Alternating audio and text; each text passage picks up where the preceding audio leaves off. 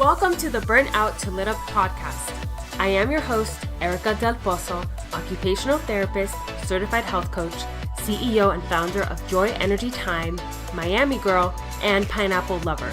In this podcast, we provide the resources on how to deal with stress, burnout, and anxiety, how to get energized, find true satisfaction and alignment in your life, and more. You will learn how to slay your burnout beast and go from burnt out to a lit up life. Let's do this.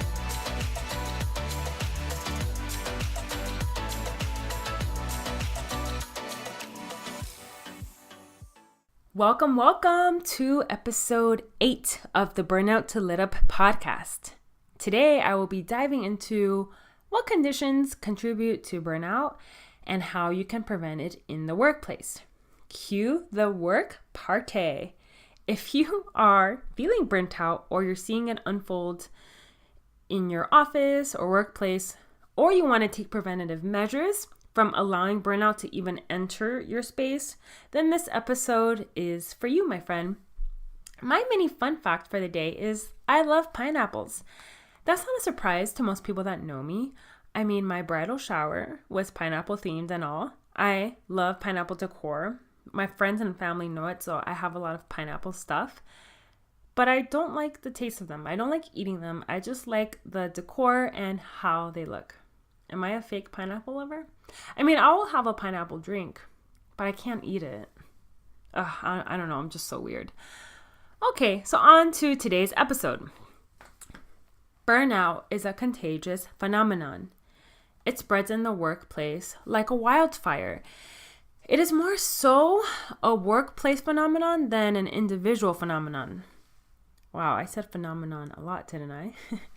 It is so common that everyone in any career, when you look at doctors, engineers, sales managers, tech support personnel, etc., everyone is susceptible to burnout. Despite it being so common, many managers aren't aware of why burnout happens or how to keep it from happening. But obviously, they need to know. Although it can happen in this way, it doesn't simply result from working too many hours in a high-demand environment. It's actually a multi-dimensional response with many complex causes. So let's look at exhaustion. That exhaustion results from the depletion of emotional resources to cope with the current work environment. This is the stressed out or beyond stressed out, overwhelmed employee. I have been there. Check. Cynicism. An individual's distant attitude towards the job. This is the disgruntled employee. Been there too. Check. Inefficacy is a reduction in personal accomplishment.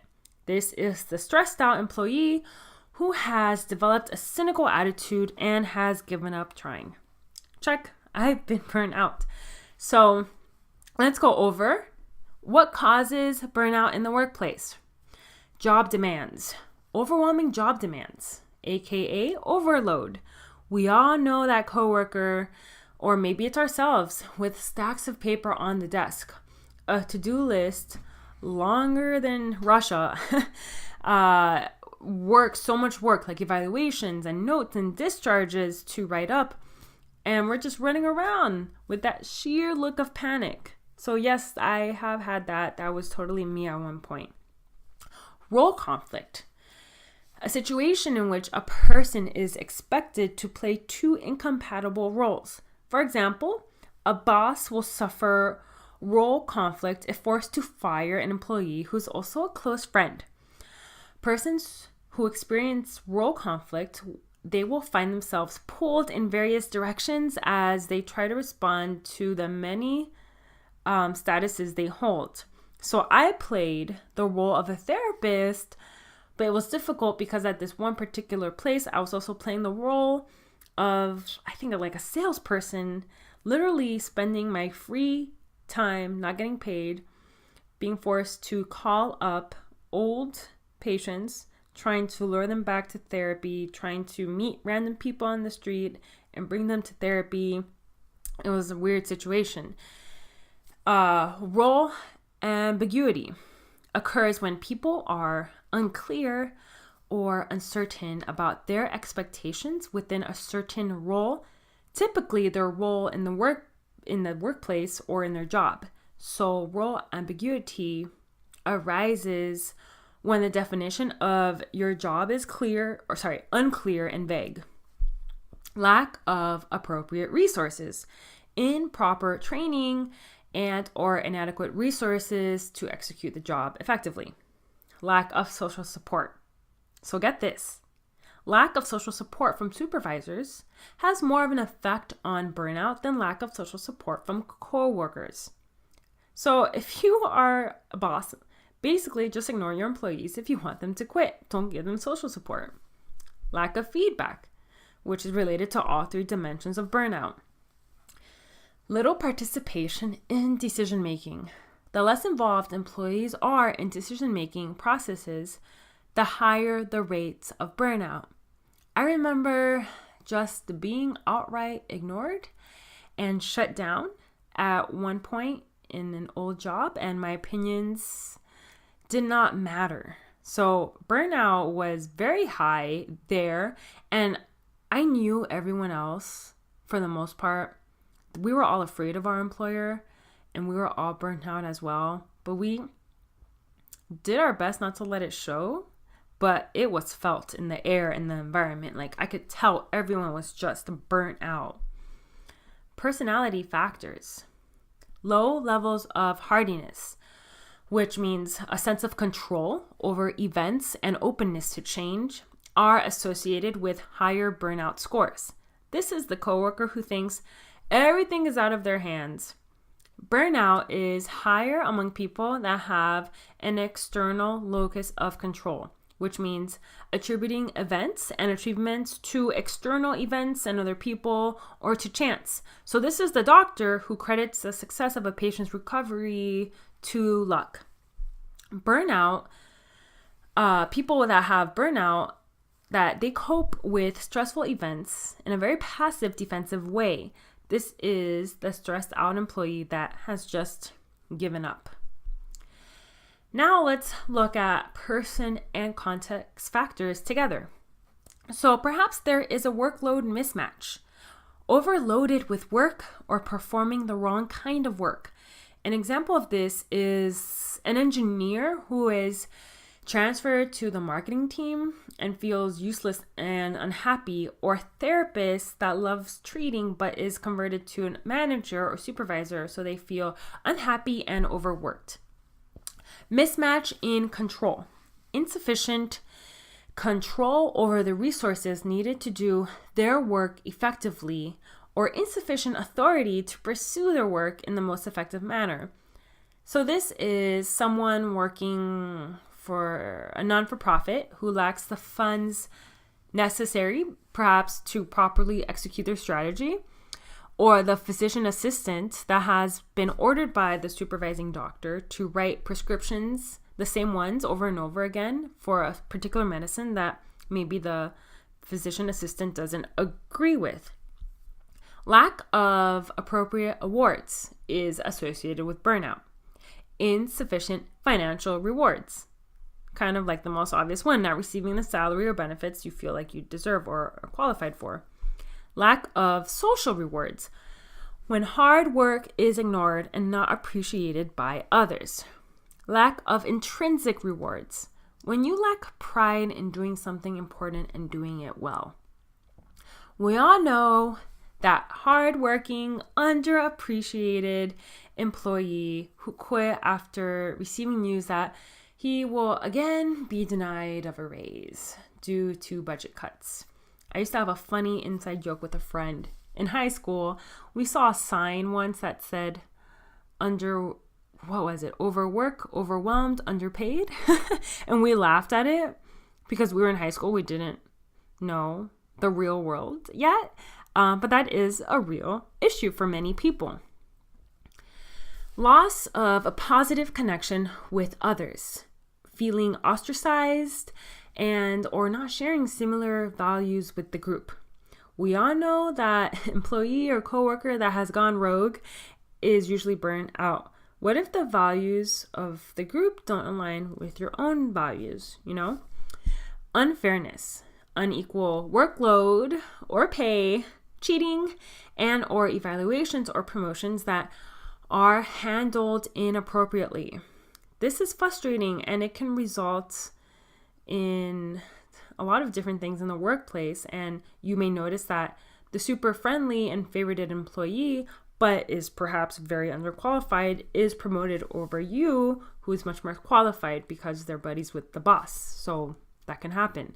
Conflict between values and doing something unethical or not in accordance with your own values. So this is the physical therapist, for example, that quits their job because he's being pushed to see 20 patients a day, which is a lot, and in order to meet productivity standards, but is overlapping patients all day long and is not giving quality treatment.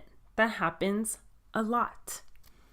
Burnout is an individual experience that is influenced by the social, organizational, and personality factors and or an interaction among all three. The relationship of the individual with their work can be disrupted by anyone or a combination of these factors resulting in burnout. So now I'm going to go into specifically the aspect of lack of appropriate rewards and how to address burnout or take a preventative approach to burnout. This is not so much individual, but more so of a workplace approach. So if you are an employer that wants to take the initiative to reduce turnover rates, increase productivity, and have happier employees that want to put their best for you, their best work for you, then listen up. Or if you are an employee and you believe that you can approach your employer on making some changes for the well-being of the work environment, then go ahead, share some of these recommendations or share this podcast episode with your employer. Okay, so let's start with acknowledge, rewards, and promote. Each employee's contribution to the company should be acknowledged. Reward excellent performances with bonuses, awards, and or promotions. In regards to acknowledging and rewarding, there are different ways in which people like to be acknowledged or rewarded. It's kind of like the love languages, and it doesn't have to cost you a dime to reward someone at work. Workplace gifts can come in the form of shared information, like sending a coworker or boss an article that's relevant to your company, or sharing this podcast episode, and even a thank you note, sharing a thank you note with someone. Oh my goodness, how simple and powerful is that if you receive a thank you note from your employer? Or how about a pizza party? I mean, I'm all about spreading healthy habits in the workplace, but the occasional pizza party is a very nice treat. Or how about office yoga? That sounds like an amazing way to de-stress and connect with coworkers, perhaps during lunch or right after work. Or how about giving your staff flexible hours as long as they're getting their work done? Replace the burnt out coffee pot in the office that everyone is sick of with some nice gourmet coffees. I mean, these are little things and little suggestions, but they go a long way. Creating a company scrapbook is a great idea and can be handed off to the crafty staff member that wants to put it together. I think making a really cool office or lounge space is a great idea because it could be in any workplace and it makes employees excited to come to work. You can have foosball tables, ping pong tables, a dartboard, bowling pins. Get creative. Anything you want to encourage a space for employees to take a break, to encourage good times, to encourage laughs, connection, a relaxed environment. In my old job at that therapy clinic, there was a sensory room. It was for the kids, but during our breaks, therapists used the sensory room also. It had black lights, a hammock, a ball pit, swings. it was such a nice little treat to go into that sensory room during our breaks and just kind of decompress a little bit. It was amazing. Office flowers with a handwritten note, thank you note, can go a long way as well for your employees. Team jerseys or team shirts is a fun way to bring in that community feel. A big one are birthday celebrations. So you should definitely be celebrating birthdays of your coworkers and employees. It could be as simple as a card, a few decorations, a little cake, or you could go all ham, just flood that coworker's office with balloons, birthday hats, little birthday things, a nice bottle of something they like. You can get creative with that as well.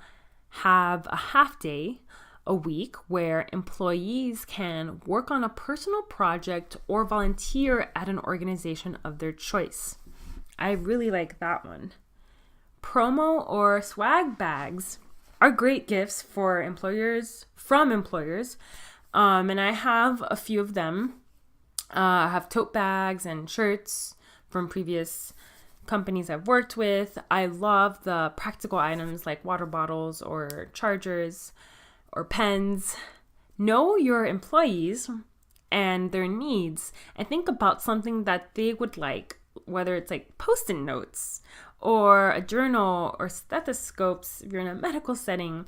I just like the idea of little random gifts with a thank you card because it shows employees that you notice their hard work and you're giving them the resources to make their jobs easier and to be able to complete their jobs more effectively.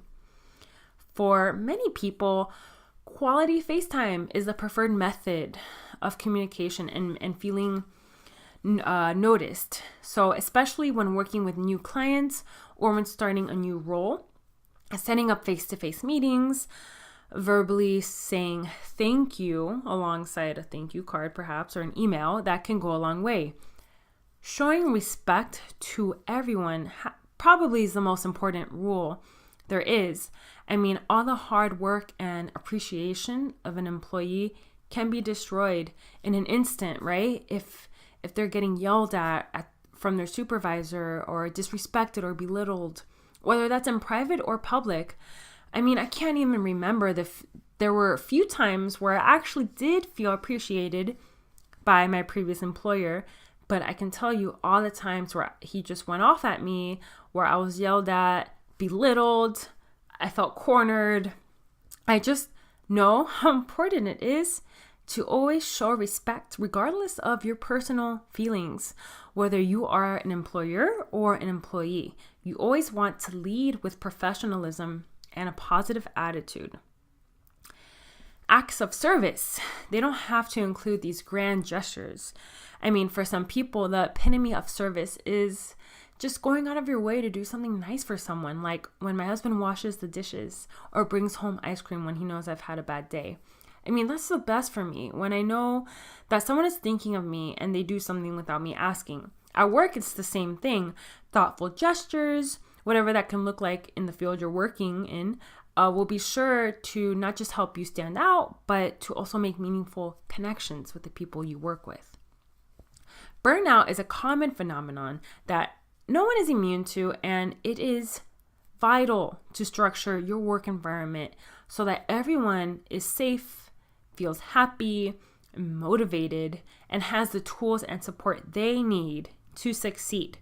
Nourish your employees so that they love coming to work, and if you are the employee, bring up some of these ideas to your employer. Figure out where is the breakdown in your burnout. Is it the recognition? Is it the actual space you're in? Is it the lack of social support? Like, what is it? Because the last thing you want to be is, or the last thing you want to happen is to let stress and burnout get to you. And then you become that disgruntled employee that just steals the company card, and you go on a shopping spree, okay? You want to take care of the burnout and stress before you get to a breaking point, because I've gotten to a breaking point, and you want to, whether it's you taking charge or enabling a change in the environment, change needs to happen to take care of the burnout, before it happens or gets worse. Thanks for listening. If you want more, be sure to subscribe to this podcast. Also, share this episode with your friends, and I would be so grateful. If you feel inspired, leave a review on iTunes with an honest comment and/or what you'd like to hear more of so you can help me out on my journey in delivering meaningful content. Thanks, mis amores.